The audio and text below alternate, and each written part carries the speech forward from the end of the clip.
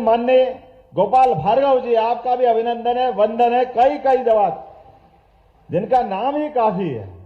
जवाबदारियां, व्यवस्थाएं ये छोटी पड़ती है। लगातार जनप्रतिनिधि होने के नाते से जो इस तरह से जाने जाते हैं कि चुनाव लड़ने, अगर चुनाव का मौका हो तो आप कहते हैं कि जिस समय चुनाव की घोषणा हो उस समय नहीं जाऊंगा।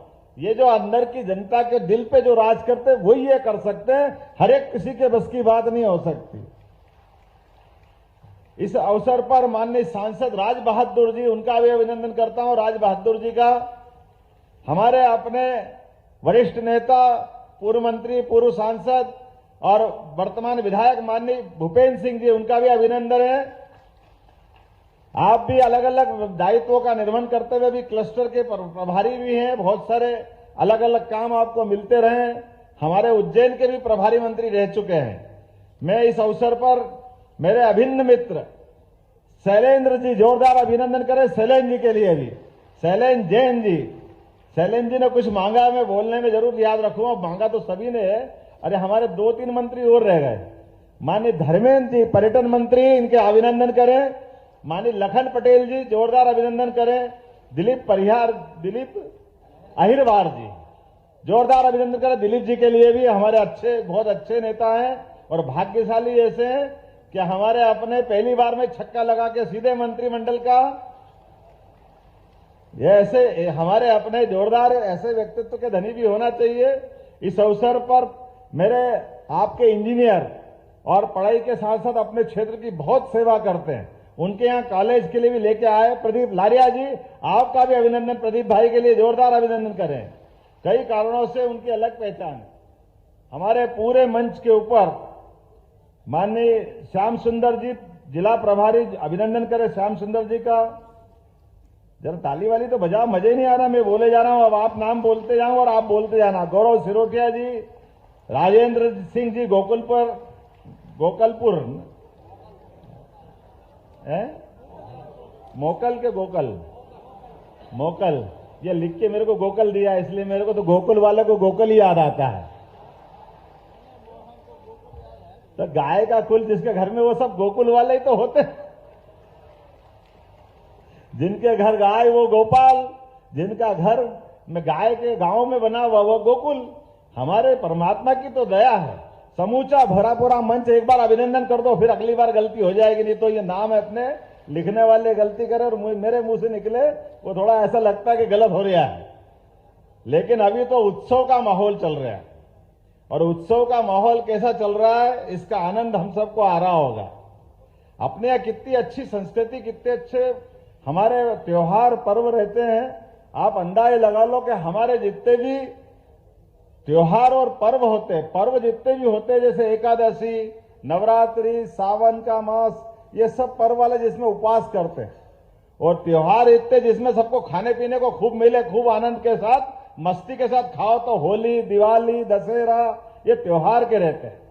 और संक्रांति, हम सब समझ सकते हैं, यशस्वी प्रधानमंत्री ने फिर हमको एक दिवाली दे दी है। एक त्योहार का मौका आया हम सबके लिए, जिस त्योहार के आधार पर हमारा अपना 22 तारीख का दिन इतिहास में अमर हो जाएगा, अमिट हो जाएगा। मैं आज इस बात के लिए बड़े गर्व के साथ भी कहना चाहूंगा, इस बात के लिए क्योंकि जो बात चली है यहाँ सागर की धरती पर, सागर की वो धरती है जहां शिक्षा को लेकर के सर हरि सिंह गौर ने अलग अलग प्रकार से अपना जीवन की कई यात्रा और कई सारे मुकाम पर उनकी अपनी पहचान बनी। लेकिन उन्हें अपनी जन्मभूमि पर, सागर की धरती पर अपनी सारी संपदा लेकर के यहां आकर के जो विश्वविद्यालय का दान दिया था, वाकई वो उससे बड़ा दान कुछ हो नहीं सकता है। आधुनिक समय के लिए वो इतना बड़ा सम्मान है। मैं उनको नमन करते हुए अपनी बात कहूंगा। सागर के माध्यम से विश्वविद्यालय उस समय खोल दिया जब सागर के बारे में आज भी कई कठिनाइयां आती है, कई सारी चुनौतियां सागर और सागर के लोगों ने सहन की है। सागर ने हमेशा एक बात का साथ दिया, मैं उसका नमन करता हूं। आला उदल के जमाने से इस बुंदेलखंड ने कभी गुलामी के आगे सिर नहीं झुकाया। ये मुझे इस बात का सदैव गर्व रहा है। कोई क्या कर सकता है? कोई यही कर सकता है, कोई खाने को कम देगा, पीने को कम देगा, कोई व्यवस्था छीन लेगा। लेकिन स्वाधीनता तो नहीं छीन सकता ना। अपने खून का बलिदान देने के लिए जब बुंदेल आगे बढ़ते तो धरती डोलने लग जाती है, कंपायमान होने लग जाता है। यह हजारों हजार साल से यहाँ की परंपरा रही है। इसलिए ये कष्ट में कभी इस बात के लिए कोई छोटा मन नहीं करता है। हमारे यहाँ ये व्यवस्था नहीं है, हमारे यहाँ वो व्यवस्था नहीं है, क्योंकि जो व्यवस्था को भीख में मांगते वो कोई और होंगे, वो बुंदेले नहीं हो सकते। मैं इस बात की गारंटी ले सकता हूं। जिन व्यवस्थाओं के बलबूते पर स्वाभिमान के साथ, संस्कार के साथ और आत्म बलिदान की जो आग में जलना जानते, वही हमारे बहादुर शेर बुंदेले कहलाते हैं। मुझे इस बात की प्रसन्नता है, आला उदल को जो कोई पढ़ लेगा अपने आप एहसास कराएगा कि बुंदेलों की, यहाँ की क्षेत्र की जनता का बलिदान क्या होता है, उनके अंदर आग कैसे होती है, वो अपने उद्देश्यों के लिए जीते कैसे हैं। मुझे इस बात की प्रसन्नता है। यशस्वी प्रधानमंत्री का अभिनंदन करें। बीना रिफाइनरी के माध्यम से उन्होंने रोजगार की भी बड़ी संभावना अगर चालू की तो सबसे बड़ी सौगात 50,000 करोड़ की आपके इस बुंदेलखंड के अंदर दी है, इसी सागर जिले के बीना रिफाइनरी के माध्यम से। और एक नहीं, दूसरी सौगात यशस्वी प्रधानमंत्री के साथ यशस्वी पूर्व मुख्यमंत्री के लिए भी अभिनंदन करें, शिवराज सिंह चौहान जी के माध्यम से, जिनने केन बेतवा का बड़ा निर्णय कराया। मुझे इस बात की प्रसन्नता है, केन बेतवा के माध्यम से बुंदेलखंड की धरती भी पंजाब को पीछे छोड़ेगी, लहलहा के फसल के माध्यम से अपना मार्ग खुद बनाएगी, जिसके माध्यम से बड़े पैमाने पर रोजगार की जो कमी होती थी, स्वरोजगार की अपनी खुद की खेती हरी भरी करके अपना रास्ता खुद बनाएंगे। मैं इस बात के लिए प्रसन्नता और आनंद के साथ रहता हूं कि अपने इस क्षेत्र में आज के अवसर पर यहां पर लगभग 100 करोड़ की लागत से संत शिरोमणि रविदास जी के मंदिर का भी यही भूमि पूजन हुआ। ये भी सौभाग्यशाली धरती है। रविदास जी वो व्यक्ति है जिन्हें जीवन के कितने प्रकार के पाठ पढ़ाए जीवन में, वो भी उस दौर में जब रविदास जी को जीवन, उनकी अपनी जीवन पद्धति और उनका व्यवसाय, कई प्रश्न उठाते थे लोग उस समय, लेकिन अपने परमात्मा पे विश्वास करके सनातन संस्कृति को धन्य करने के लिए कोई संत आगे बढ़े तो वाकई रविदास जी को नमन करने की जरूरत है। आज के इस दौर में वो विचार आज भी पूजनीय है। रविदास जी का विचार ये छोटा मोटा नहीं है। हरि का भजे सो हरि का होय, जात पात पूछे न कोई, कितना उदात्त विचार, छोटा मोटा विचार है क्या। हमारे समाज को फूट डालने के आधार पर अंग्रेजों से लेकर कई लोगों ने ऐसे ही षड्यंत्रों के बलबूते पर समाज को लड़ाते लड़ाते पता नहीं कितने कष्ट दिए। ऐसे कठिन काल में भी रविदास जी ने वो उदात्त भावना अपने पास रखी और ऐसे कई शिष्यों की मालिका खड़ी करी, जिसके भरोसे उन्होंने परमात्मा में विश्वास करने के लिए अपने उद्देश्य के ले आगे बढ़े। गंगा के किनारे बैठ करके बनारस के घाट पर इतना पवित्र विचार लेके कोई चल सकता है, वो एक ही नाम होगा, वो रविदास जी का नाम से बढ़कर कोई नाम नहीं होगा, जिनके पास चित्तौड़ की महारानी भी प्रणाम करके अपने आप को धन्य मानती है। ये रविदास जी का जीवन हो सकता है। हम सब के लिए सौभाग्य की बात है। आज के इस अवसर पर यहीं पर एक और जानकारी देना चाहूंगा। यहां पर लवकुश भगवान का मंदिर भी 10 करोड़ की लागत से बनने वाला है। ये भी हमारे लिए सौभाग्य की बात है। ऐसे कई कई कारणों से सरकार तो बनती है, सरकार बनना भी चाहिए, लेकिन सरकार और सरकार में फर्क कैसा होता है, ये हमारी भारतीय जनता पार्टी की सरकार और अन्य सरकारों की तुलना करके देखा जा सकता है। माननीय यशस्वी प्रधानमंत्री के नेतृत्व में डबल इंजन की सरकार के बलबूते पे होने वाले काम और काम के जो धमक बनती है, वो धमक को बताने की जरूरत नहीं है। एक ऑर्डर करा और 25,000 माइक जमा हो गए, आपको ध्यान में आएगा। दूसरी बार हिम्मत नहीं पड़ी, दूसरी बार बोलने की जरूरत भी नहीं पड़ी। ये जो अपनी अंदर की व्यवस्था है, आज जैन समाज से लेकर कई लोग इसका अभिनंदन कर रहे थे, तो वाकई वो मेरा अभिनंदन नहीं है, वो भारतीय जनता पार्टी के निर्णय का अभिनंदन है। हमारे यहाँ सभी के कानून है, ध्वनि प्रदूषण कानून भी है, उसका पालन करना हम सबकी जवाबदारी।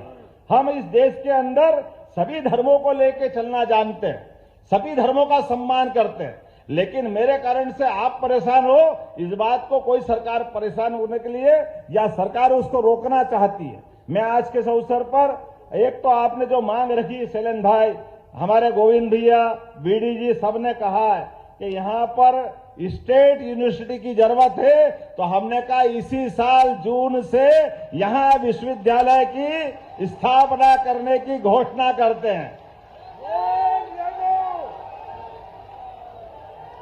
अगर हमारे अपने यहां इस जगह पर सरदार, हमको मालूम है सर हरि सिंह गौर अपने पैसे से विश्वविद्यालय खोल सकते हैं, तो इतनी सरकार इतनी दरिद्र थोड़ी है कि आप की मांग नहीं मानेगी, निश्चित रूप से मानेगी, क्यों नहीं मानना चाहिए।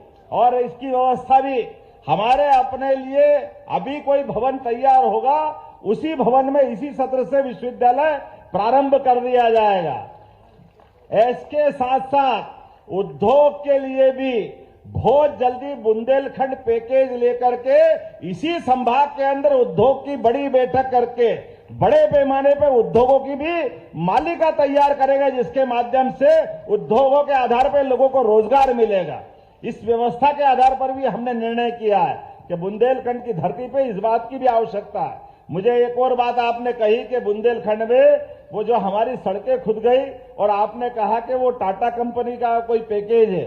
हमने कहा कोई कंपनी ने एग्रीमेंट किया है तो हम तो उससे जब तक पाई वसूल नहीं कर ले, ये सरकार चुप नहीं बैठेगी। 25 करोड़ रुपए उससे वसूल करके निश्चित रूप से आपके इस सागर के लिए जो सड़कों के लिए खुद ही उसको देने का एस्टीमेट बनाया। मेरे पास नगर परिषद का ये आ गया एस्टीमेट का पत्र। निश्चित रूप से बहुत जल्दी आपकी राशि आपको देंगे और उससे हम निश्चित रूप से राशि लेंगे। आज के इस अवसर पर वैसे तो बहुत सारी बातें थी, लेकिन समय कम पड़ गया। सबसे पहले तो मैं दोनों हाथ जोड़कर आपसे माफी चाहता हूं कि आने का समय जल्दी था लेकिन देरी से आया। लेकिन आने के बाद हमने अपनी एक नियम बनाया कि आने के क्रम में हमारे अपने प्रशासनिक लेवल पर जो हमारे लॉ एंड ऑर्डर की मीटिंग हो, प्रशासन के जरिए निर्माण कार्यों की बातें हो, उसकी भी मीटिंग होना चाहिए। इसलिए संभाग की वो बैठक भी हमको करना है। इसलिए मैं उम्मीद कर रहा हूं आप सबके माध्यम से, आप मेरी अपनी बात को यहीं समाप्त करूंगा, लेकिन आपसे एक संकल्प करवा रहा हूं। अपने हाथ खड़े करो और आप भी खुद खड़े हो जाओ और हम सब संकल्प करें परसों के लिए कि राम जी के उस गर्भगृह में प्रवेश के लिए नरेंद्र मोदी जी जब अयोध्या में बैठ करके परमात्मा के लिए वो अद्वितीय क्षण हमको उपलब्ध करा रहे हैं, तो हम अपने अपने स्थान पर जो जहां है वहां बैठ करके दिवाली मनाएंगे, आनंद में सम्मिलित होंगे। बोलो तैयार है? तो आपने मुट्ठी बांधो और एक बार और जय जय श्री राम, जय जय श्री राम। भारत माता की बहुत बहुत धन्यवाद। भारत माता की जय।